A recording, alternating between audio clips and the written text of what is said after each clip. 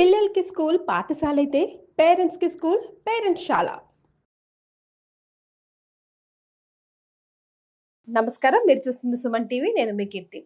వారాహి నవరాత్రుల్లో భాగంగా మొదటి రోజున అమ్మవారి అవతారం గురించి తెలుసుకున్నాం కదా. ఇక ఇప్పుడు రెండో అవతారం గురించి తెలుసుకుందాం. మనతో పాటు ప్రముఖ ఆస్ట్రాలజర్ బ్రహ్మశ్రీ నందిబట్ల శ్రీహరి శర్మ గురుగారు ఉన్నారు. నమస్తే గురుగారు. వాగర్థావివ సంపృక్తౌ వాగర్థ ప్రతిపత్తయే జగతః పితరౌ వందే పార్వతీ పరమేశ్వరౌ ఆదిత్యాయ చ సోమాయ మంగళాయ బుధాయ చ గురు శుక్ర శనిభ్యశ్చ రాహవే కేతవే నమః.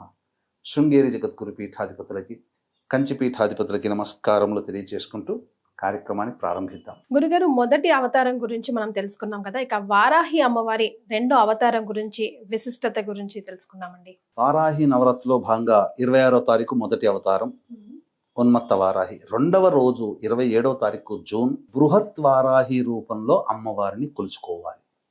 ఈ బృహత్ వారాహి అమ్మవారి యొక్క వాహనం ఏమిటి? సింహ వాహనము.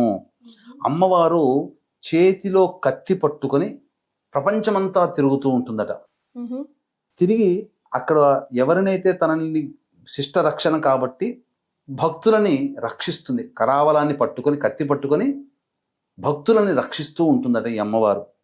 ఇక ఈ అమ్మవారు ఎలా ఉంటుందనంటే 8 మంది దేవతలతో కలిసి ఉంటుందట.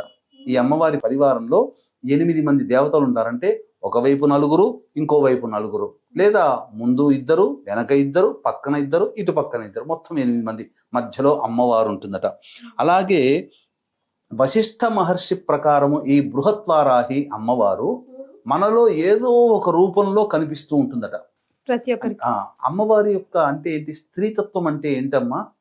చక్కగా తన అనుకున్నటువంటి వాళ్ళని ప్రేమిస్తుంది. పురుషుడైనా ప్రేమిస్తాడో లేదో తెలియదు కానీ ఖచ్చితంగా స్త్రీమూర్తి తన అని ఒక మనిషిని అనుకున్నా, వ్యక్తిని అనుకున్నా, జంతువుని అనుకున్నా, మీరు చూడండి ఎక్కువగా జంతు ప్రేమికులు ఆడవాళ్లే ఉంటారు. లాలితత్వం, అమ్మతనం. కాబట్టి ఏదో ఒక తత్వము ప్రతి మనిషిలో కనబడుతుందట. పురుషుడైనా స్త్రీ అయినా. అంటే ఏంటి? ఇప్పుడు తన కూతురి పట్ల ప్రేమను చూపించే తండ్రి కావచ్చు, లేదా ఎవరైనా కానీ, పురుషుని స్త్రీ అయినా కానీ తన కూతురు పట్ల కుమారుడి పట్ల చూపించే ప్రేమ కావచ్చు, భార్య లేదా భర్త పట్ల చూపించే ప్రేమ కావచ్చు, స్నేహితుల పట్ల చూపించే అభిమానము కావచ్చు, ఇలా ఏదైనా కానీ ప్రేమ తత్వాన్ని ప్రకటితం చేసేది అమ్మవారి ఈ బృహత్వారాహి. మన దేహంలో ఏదో ఒక రూపంలో ఎంతటి కర్కశుడికైనా కానీ ప్రేమ ఉంటుంది కదా. ఆ ప్రేమ చూపించడానికి కారణం కూడా మన శరీరంలో దాగి ఉన్న బృహత్వారాహి యొక్క లక్షణమట. ఇక గమనించుకున్నట్లయితే ప్రధానంగా ఈ అమ్మవారు విశ్వాన్ని కాపాడగలిగేటువంటి అసమానమైనటువంటి శక్తుల్ని కలిగి ఉంటుందట ఈ అమ్మవారు, ఈ బృహత్వారాహి అమ్మవారు. కాబట్టి ఈ బృహత్వారాహి అమ్మవారిని ఎవరైతే పూజ చేస్తారో, ఎవరైతే కొలుస్తారో అన్ని రకాల ప్రమాదాల నుంచి ఈ అమ్మవారు మనల్ని రక్షిస్తుంది. ప్రమాదం అంటే ఇప్పుడు మనం చూస్తున్నాం, ఉన్నటువంటి సమాజంలో వాయు ప్రమాదాలు బాగా జరుగుతున్నాయి, అగ్ని ప్రమాదాలు జరుగుతున్నాయి, వాహన ప్రమాదాలు జరుగుతున్నాయి. ఇలా అనేక రకాలైనటువంటి ప్రమాదాలు మానవుల్ని ఇబ్బంది పెడుతున్నాయి. కాబట్టి ఈ వారాహి అమ్మవారిలో రెండవ రోజు అయినటువంటి రోజున బృహత్ వారాహి రూపంలో వారాహి అమ్మవారిని గనక కొలిచినట్లయితే అప్పుడు ఆ అమ్మవారు మనకు కలిగేటువంటి, మనకు తెలియకుండా ఉండేటువంటి ప్రమాదాల బారి నుంచి మనం రక్షింపబడతాం.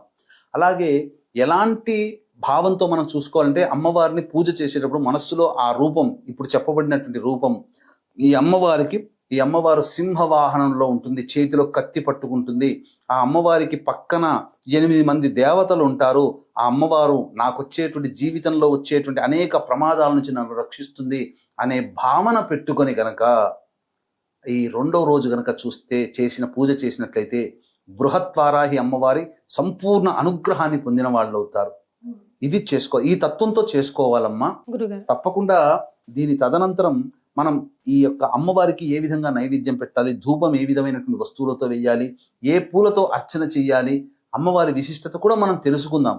అయితే వీక్షించేటువంటి ప్రేక్షకుల్లో ప్రతిరోజు కూడా పూజ చేసుకునే వాళ్ళు ఉంటారు. ఇంత పూజ చేసుకున్న ఆఖరణ హోమాది కార్యక్రమం చేసుకుంటే హోమంతో సంపూర్ణాహుతితో సంపూర్ణం అవుతుంది కదా అని ఆలోచించే వాళ్ళు కొంతమంది. అలాగే ఇంకొంతమంది పూజ చేసుకోలేని సమయం లేని వాళ్ళు, పూజ చేసుకోలేని వాళ్ళు ఉంటారు. అయినా వాళ్ళు మదన పడుతుంటారు, మాకింతటి అవకాశం అమ్మవారి అనుగ్రహం పొందలేకపోతుంది అని తపన పడేటువంటి వాళ్ళకందరికీ కూడా మన పీఠం ఆధ్వర్యంలో జూలై 5వ తారీఖు దశమి స్వాతి నక్షత్రం కలిసి వచ్చినటువంటి రోజున ఈ యొక్క 9 వారాహి అమ్మవార్ల యొక్క హోమాది కార్యక్రమాలు శనివారం రోజు 5వ తారీఖు మధ్యాహ్నం 3 గంటలకి ప్రారంభమవుతుంది. 12 గంటల లోపల మీ గోత్రనామాలు నమోదు చేసుకోవచ్చు. ఈ కార్యక్రమంలో నమోదు చేసుకున్నటువంటి వాళ్ళకి శక్తిపాతము చేయబడినటువంటి శంకరంగలి మాలని ఇవ్వడం జరుగుతుంది. ఇక ఇలాంటి అమ్మవారిని గనక పూజ చేసినట్లయితే సమస్తమైనట్టు మనకు తెలిసి తెలియక జరిగేటువంటి ప్రమాదాలు, వాహన ప్రమాదాలు అన్నిటి నుంచి కూడా మనల్ని ఆ అమ్మవారి దగ్గరుండి వెన్నంటి ఉండి రక్షిస్తుందని చెప్పవచ్చు. గురుగారు, మరి రెండో అవతారం రోజు అమ్మవారికి ఎలాంటి నైవేద్యాన్ని సమర్పించాలంటారు? 2వ అవతారమైనటువంటి ఈ బృహత్వారాహి అమ్మవారికి కట్టె పొంగలి, పులిహోర నైవేద్యంగా పెడితే సరిపోతుందమ్మా.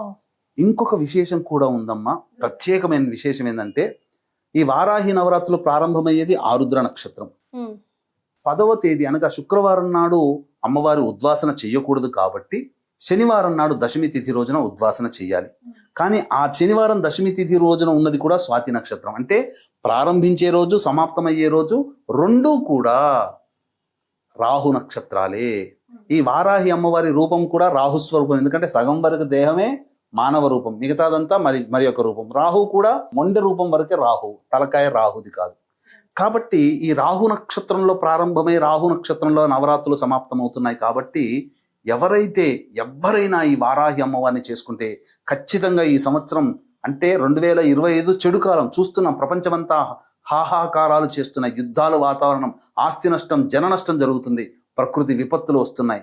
అటువంటి సమయంలో ఈ అమ్మవారిని ఆరాధన చేయడం ద్వారా మనం రక్షింపబడతాము. దైవానుగ్రహం మనకు కలుగుతుంది, మనకు మన కుటుంబానికి కలుగుతుంది. ఇటువంటి అద్భుతమైనటువంటి కలయికలు కలిగినటువంటి రోజు కాబట్టి చక్కగా ఆచరించండి, తరించండి. చాలా సంతోషం గురుగారు. కులంకుశంగా ప్రతి ఒక్కటి కూడా వారాహి అమ్మవారికి సంబంధించి వివరించారు. ధన్యవాదాలు. సర్వం శ్రీ ఉమామహేశ్వర పరబ్రహ్మార్పణమస్తు.